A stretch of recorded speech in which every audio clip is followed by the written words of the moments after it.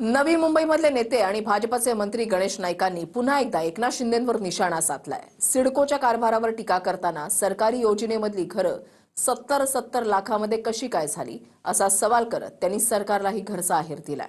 शासनामध्ये builder लोकांचे दलाल बसलेत आणि शासनातल्या सगळ्या लोकांचे हात स्वच्छ नाहीत हे बोललोय ऑन रेकॉर्ड। पंतप्रधानांची योजना 72 लाखाचं घर लाज वाटली पाहिजे। जर का देवेंद्रजी त्याच वेळेला मुख्यमंत्री झाले असते ही पाप निर्माण झाली नसती। कमी कमी तुम्ही तरी बोलू नका ना की माझा पोरगा चोर आहे, अरे बापाने तरी नाही बोलायला पाहिजे। नाही पण ती हा बिजू ना बिजू योग्य वेळी बिजू आणि गरज पडली तर मारुतीला जगून सेफ्टी कमी कर। नवी मुंबई महापालिकेचा वचननामा मांडताना भाजपचे मंत्री गणेश नाईकांनी नाव न घेता एकनाथ शिंदेंच्या खात्यासहित सिडकोवर सुद्धा हल्लाबोल केला। स्वतःच्याही सरकारला नाईकांनी घरचा आहेर दिलाय। या सरकारमध्ये सुद्धा बिल्डरांचे दलाल बसले असून सरकारमधल्या सर्वांचेच हात स्वच्छ नसल्याचं खुद्द मंत्री गणेश नाईकांनीच म्हटलंय। यूडीसीपीआरच्या अनुषंगाने या यूडीसीपीआर मधल्या तरतुदीमुळे या शहराची वाट लागलेली आहे। तर हा यूडीसीपीआर मधले हे अधिनियम बदलण्याचे काम फडणवीस साहेबांचे सरकार करणार आहे का नाही करणार? बघा, देवेंद्र फडणवीसांच्या कडे मी माझी नापसंती व्यक्त केली होती। देवेंद्र फडणवीसजी काय बोले, नाईक साहेब मी बनवला ठरवतो गणपती पण यांनी बनवला मारुती। मधल्या काळामध्ये देवेंद्रजींना जे मेजॉरिटी असताना मुख्यमंत्री पदावरून वंचित ठेवलं त्याचेही सगळे परिणाम आहेत। जर का देवेंद्रजी त्याच वेळेला मुख्यमंत्री झाले असते ही पाप निर्माण झाली नसती। आता मारुतीची शेपटी सगळीकडे आग लावत फिरते त्याचं काय? नाही पण ती विजू ना आम्ही विजू योग्य वेळी विजू आणि गरज पडली तर मारुतीला जगू तुझी सेफ्टी कमी कर।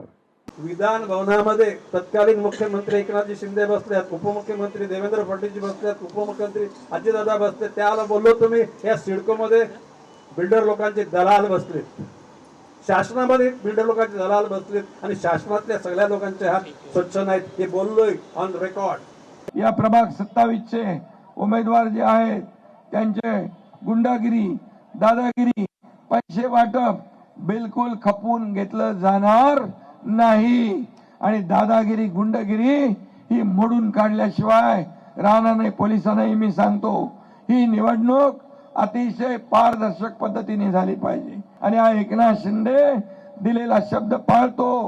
कमिटमेंट एकदा दिली की कमिटमेंट पाळणारा एकनाथ शिंदे आहे। या सिडको मध्ये बिल्डर लोकांचे दलाल बसलेत। पंतप्रधानांची योजना 72 लाखाचं घर लाज वाटली पाहिजे।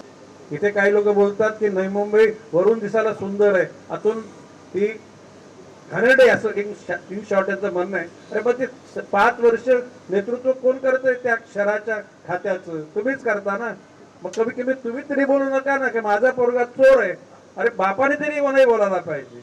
शेजाऱ्याने बोलला तर मी समजू शकतो। लोकांनी देखील ठरवलंय नव्या मुंबईकरांनी परिवर्तन घडवायचं, बदल घडवायचं। नवं सरकार या नव्या मुंबईमध्ये नवी परिवर्तन या ठिकाणी घडवण्याचा निर्णय नव्या मुंबईतल्या लोकांनी घेतलाय। विकासाच्या अजेंड्यावर निवडणूक लढवतो। या नव्या मुंबईचा सर्वांगीण विकास या ठिकाणी झाला पाहिजे ही भूमिका शिवसेनेची आहे।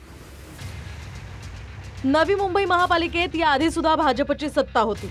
यंदाच्या निवडणुकीत मुंबईमध्ये शिंदेंची शिवसेना आणि भाजपची युती असली तरी नवी मुंबईत मात्र दोन्ही पक्ष एकमेकांच्या विरोधात आहेत। त्यावरूनच नाईक आणि शिंदेंमध्ये आरोप प्रत्यारोपांची सुरुवात झाली आहे। आता आणखी पुढची 20 वर्ष घरपट्टी पाणीपट्टी वाढू देणार नाही हा शब्द मी या ठिकाणी या जनतेला देतो।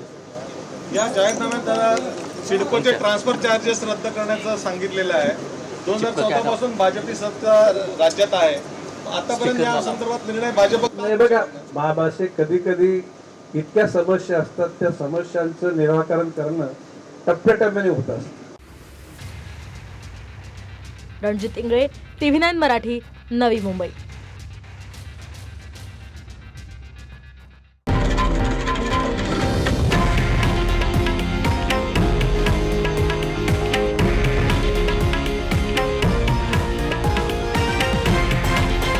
हे आहे देशातील नंबर 1 न्यूज नेटवर्क आणि आपण पाहत आहात TV9 मराठी, एकमेव।